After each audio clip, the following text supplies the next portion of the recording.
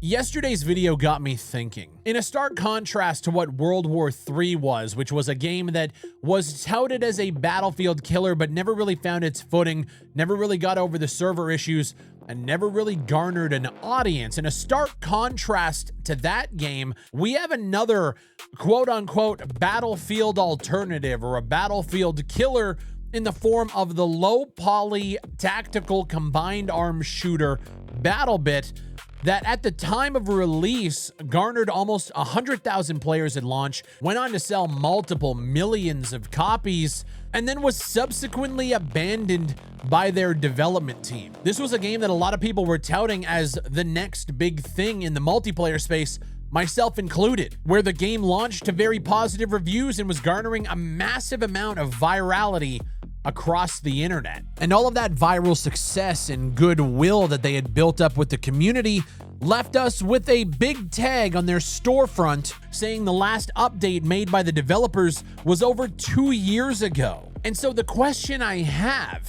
is, how does a game go this viral and then subsequently drop a multi-million-dollar bag and go away for 2 years without a peep?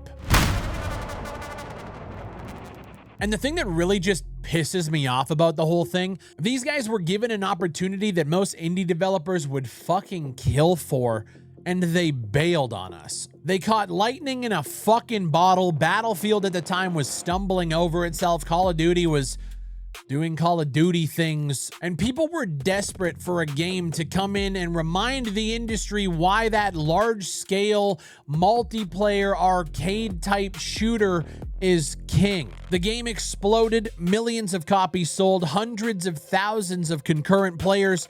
Every creator was talking about it, and this is the moment where you double down. You hire, you expand the team, you start pumping out updates, you fix bugs, you add maps, you keep people engaged. But instead, you fucking abandon the title altogether. Now, before somebody jumps in the comments and goes, yeah, but Big Fry, look at Operation Overhaul. Like, look, I'm aware. These guys have been working on what they're calling Operation Overhaul for what has been, almost 3 years now. That's not my point. My point is they completely stopped treating Battlebit like a live multiplayer game in development. Early access is supposed to mean actually putting updates out and developing the game alongside the community. And instead of rolling out the updates and giving players reasons to keep logging back in, you put every major feature into one gigantic update that just keeps getting delayed. And look, they're overhauling the graphics, the movement, the lighting, the UI, the audio, progression, weapon balancing. Pretty much the entire game is being overhauled. The only problem is the update hasn't shipped yet. It's been almost 3 years since we have seen anything with this game. All of it sounds great on paper, but like, where the fuck is it? And for an early access game, that is fucking insane. When you go to early access, you promise the players that they can come along for the ride. Whatever that ride is, however early you come, people are investing in watching the development grow. And instead, Battlebit just became a waiting room, and we kept hearing, we're cooking, we're almost there, it's gonna be worth it. Okay, I really, really hope that when this update launches, they can find even a sliver of what they had at launch, because I think the game was genuinely fun. It had a lot of issues, but my God, man, what a fucking launch for an early access indie multiplayer shooter. Guys like World War III would have killed for that. And there's a multitude of games that have already hit graveyards where Battlebit is also sitting until we can see whether or not Operation Overhaul is worth the shit or not. But the real question is, what is Operation Overhaul? Why is it taking so many years to get done? And why the hell are Big Fry's t-shirts looking so goddamn good?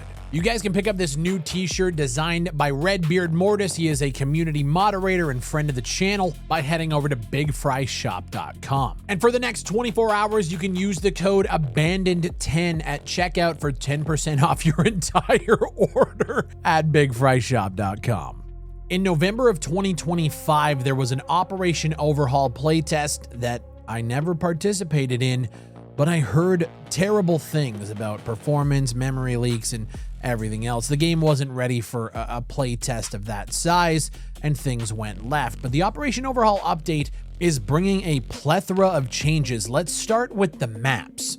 There's a brand new map coming to the game called Peaks, where players will fight in a valley surrounded by 2 towering mountain ranges. The northern mountain is home to a massive bunker with multiple entrances, creating intense close quarters combat, and it's classified as a large map. In the southern mountain, players will fight for control over a radar station overlooking the entire valley, which is the middle of the map. One of BattleBit's most played maps, Wakistan, is being completely reworked by making the C objective the single central objective while adding 2 side objectives for each team. The forest biome has been completely reworked, and the map is now divided by a towering border wall that stretches across the entire map. The wall is fully destructible, allowing players to breach at any point. The bridge in the map has been completely redesigned, now stretching twice as long and twice as wide as before, with a more secured tunnel that runs beneath that main roadway, offering an alternative route for the players. Sandy Sunset being completely reworked, with the entire map redesigned to create a more engaging and asymmetrical battlefield. The notes here say previously players had to traverse long stretches of hilly desert before reaching an urban center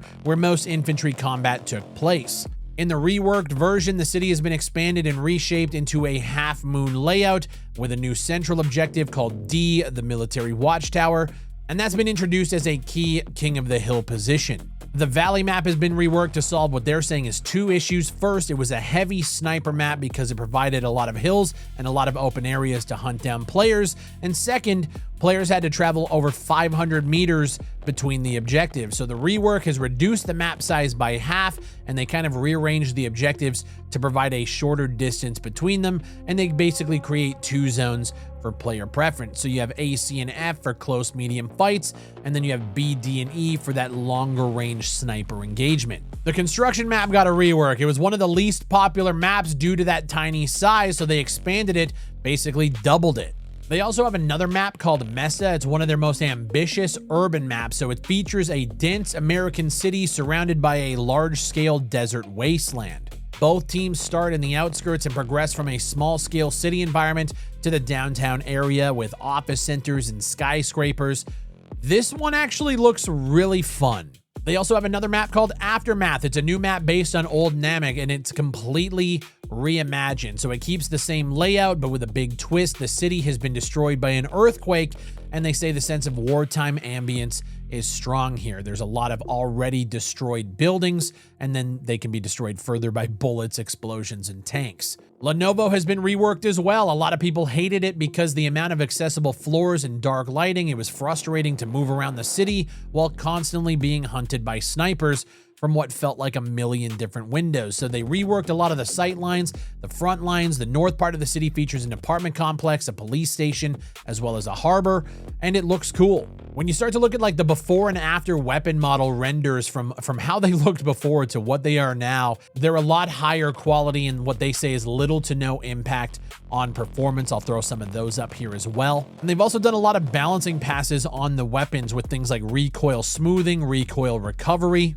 and they focus a lot on weapon identity. So the weapons are now better distinguished from each other with more distinct stats and serve clearer gameplay roles. So SMGs and PDWs for close range engagements, carbines and ARs obviously for medium, battle rifles for medium long, and then you have the DMRs and the snipers. I remember when I was playing, it was just SMGs all day because you just got a larger mag and you could shoot fucking forever. So I like that they're better focusing on the weapon identity. They've also made changes to the classes with assault, medic, support, engineer, and recon, and a bunch of changes here that I'll throw up on screen. They've also made a lot of changes to movement, so things like drop shotting. So when players attempt to drop shot, their recoil will now be affected, making it harder to maintain their target.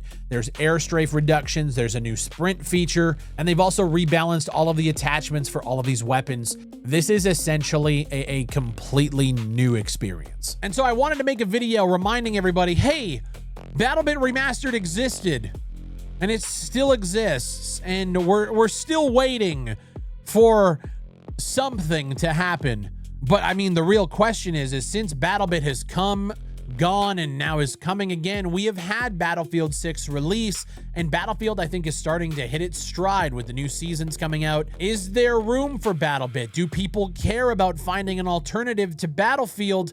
Are they going to go back and give this game a try once this Operation Overhaul update releases, which I'm hoping is going to be this year? It's one of those things where I'm just genuinely pissed as an indie developer that you had the world in the palm of your hand and you chose to go this route. You chose to leave the game sit into early access and you know, outside perspective, without looking at this Operation Overhaul blog, you kind of abandon the game. It pisses me off because I'm an FPS YouTuber. I'm obviously going to try the update, but man, did I champion this game at launch, much like I did with World War III. World War III was kind of putting in work to try to get to a point where they can garner a player base. BattleBit had the world, and they gave it up.